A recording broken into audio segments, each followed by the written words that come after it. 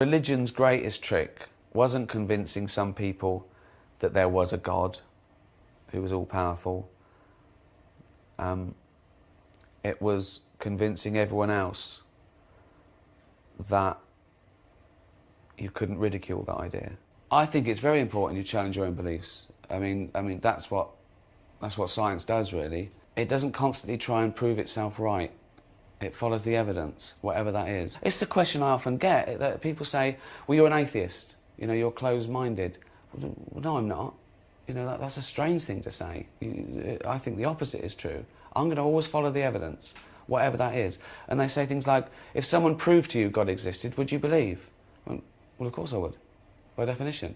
In fact, it would be the greatest scientific discovery of all time. Scientists would celebrate. They'd run round. At the moment, we have no evidence for the existence of any God or anything supernatural.